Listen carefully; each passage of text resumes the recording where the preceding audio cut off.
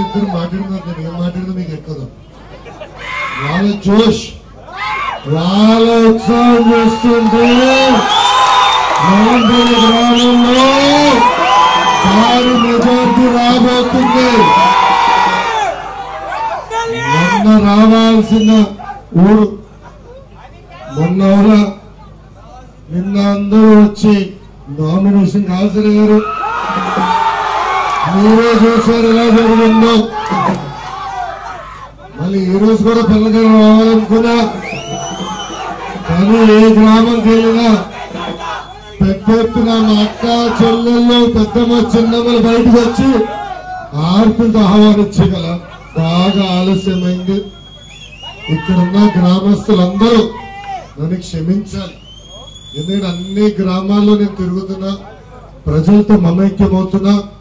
కానీ ఈ రోజు సమయం భావం వల్ల నేను తిరగలేకపోతున్నా. కానీ నేను గెలిపించిన తర్వాత ఒక శాసనసభ్యుడిగా మన గ్రామానికి వస్తా, మన రచ్చబండమైన కూర్చొని మన సమస్యలు పరిష్కరిస్తా. నా పేరు లోకేష్, నేను తెలుగుదేశం పార్టీ మంగళగిరి అభ్యర్థి.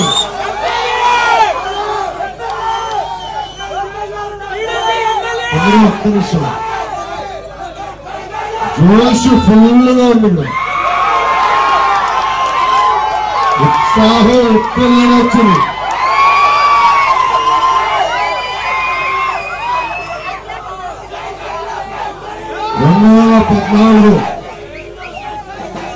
(2014) సంవత్సరం మనం ఎవరం మర్చిపోలేం. ఆనాడు రాష్ట్ర విభజన టీవీలు కట్టేసి చేశారు. కట్టుబట్టలతో మడబట్టి మన బయటికి ఎత్తేశారు. 16,000 కోట్ల లోటు బడ్జెట్ తో ఆంధ్ర రాష్ట్రాన్ని ఏర్పాటు చేశారు. ఎన్ని కష్టాలున్నా, ఎన్ని ఇబ్బందులున్నా ఇచ్చిన ప్రతి హామీ నిలబెట్టుకున్న ఘనత మన ముఖ్యమంత్రి నారా చంద్రబాబు నాయుడు. యావత్ భారతదేశంలో ఎక్కడ జరగని విధంగా 24,000 కోట్ల రైతు రుణాలు మాఫీ చేసిన ఘనత మన ముఖ్యమంత్రి నారా చంద్రబాబు నాయుడు. మా అవ్వ తాతలు అడుగుతున్నా, తాతయ్య ఈరోజు పెన్షన్ ఎంత? తాతయ్య చెప్పండి, పెన్షన్ ఎంత? 2,000. మిగులు బడ్జెట్ ఉన్న తెలంగాణ ఇవ్వట్లేదు తాతయ్య. కర్ణాటక, తమిళనాడు 2,000 ఇవ్వట్లేదు. అంతెందుకు భారతదేశంలో 29 రాష్ట్రాలుంటే కేవలం ఒక్క ఆంధ్ర రాష్ట్రంలోనే 2,000 రూపాయలు పెన్షన్ ఇస్తున్నారు. డ్వాక్రా సంఘాల్లో మా అక్క చెల్లెలు ఉన్నారు. పసుపు కుంకుమ మొదటి విత్తి కింద మీకు బ్యాంక్ అకౌంట్ లో 10,000 రూపాయలు ఇచ్చారు. తల్లి ఇచ్చారు, ఇవ్వలేదా? ఇచ్చారు. మళ్ళీ రెండో విత్తి కింద 2 చెక్కుల ద్వారా 6,000 రూపాయలు మీకు అందజేశాం. అవునా కదా తల్లి? మిగిలింది 4,000 రూపాయలు. అది ఏప్రిల్ 5వ తారీఖు నాడు మన ముఖ్యమంత్రి గారు మీ బ్యాంక్ అకౌంట్ లో వేయబోతున్నారు. అమ్మా ఆలోచించండి, 5 సంవత్సరాల్లో డ్వాక్రా సంఘాల్లో ఉన్న ప్రతి మహిళకి 20,000 రూపాయలు ఇచ్చిన పెద్దన్న మన చంద్రన్న. తల్లి తెలంగాణలో ఇవ్వలేదు, కర్ణాటకలో ఇవ్వలేదు, తమిళనాడులో ఇవ్వలేదు. అంతెందుకు భారతదేశంలో 29 రాష్ట్రాలుంటే 28 రాష్ట్రాలు ఇవ్వలేదు. కేవలం ఒక్క మన చంద్రన్నే మీకోసం అది ఇష్టం జరుగుతుంది. అది ఒకసారి ఆలోచించండి. ప్రతిపక్ష పార్టీలు చెప్పినాయి రెండో చెక్కు చెల్లదని. చెల్లిందా? డబ్బులు పడినాయా? మాట ఇచ్చి నిలబెట్టుకునే వ్యక్తి ఓటేస్తారా? ఏంటి మాయ ఫకీర్లు ఓటేస్తారా? ఒక్కసారి మీరు ఆలోచించాలా? అమ్మా 2014 ముందల 24 గంటలు వచ్చి కరెంట్ వచ్చేదా? లేదు. అదే చంద్రన్న ప్రమాణ స్వీకారం చేసిన మొదటి 100 రోజుల్లో 24 గంటల కరెంట్ ఇస్తున్నారు. చంద్రన్న బీమా ప్రమాదంలో చనిపోతే 5 లక్షల రూపాయలు, సహజ మరణమైతే 2 లక్షల రూపాయలు. చంద్రన్న పెళ్లి కానుక ఇట్లా చెప్పుకుంటా పోతే 120 సంక్షేమ కార్యక్రమాలు మీకోసం చంద్రన్న పెట్టారు. సంక్షేమే కాదు, అభివృద్ధి కూడా పెద్ద ఎత్తున మనం చేస్తున్నాం. మన గ్రామంలో ఇప్పటికీ 1.5 కిలోమీటర్లు సిసి రోడ్ వేసిన ఘనత మన ముఖ్యమంత్రి నారా చంద్రబాబు నాయుడు గారికి.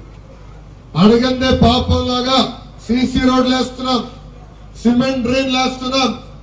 నాకు చాలా మంది నా దృష్టికి తీసుకొచ్చారు, భూగర్భ డ్రైనేజ్ కావాలన్నారు.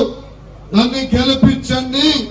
గెలిచిన మొదటి 6 నెలల్లో మన గ్రామంలో భూగర్భ డ్రైనేజ్ చేసే బాధ్యత నేను వ్యక్తిగతంగా తీసుకుంటాను.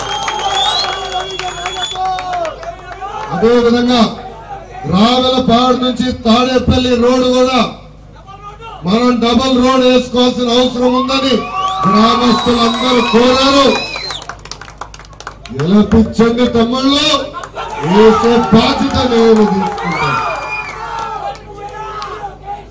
రేవేంద్రపాడు టు తాడేపల్లి రోడ్, అంతేకాకుండా మనకి శ్మశానం ఉంది. శ్మశానానికి ప్రహరీ గోడ కట్టాలని అందరూ కోరుతున్నారు. ఎస్సీ శ్మశానానికి చాలా మంది అడుగుతున్నారు. ఊరంతా కట్టాం, రాష్ట్రం అంతా కట్టాం. ఇది నాకు పెద్ద పని కాదు. గెలిచిన 6 నెలలు కట్టే బాధ్యత నేను తీసుకుంటాను. అంతేకాదు వాటర్ ట్యాంక్ కావాలని కూడా గ్రామస్తులు కోరారు.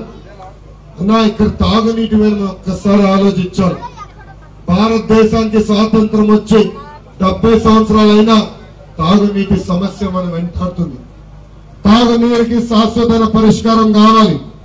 దానికోసం 22,000 కోట్ల రూపాయలు ఇప్పుడు తెలుగుదేశం ప్రభుత్వం ఖర్చు పెడుతుంది.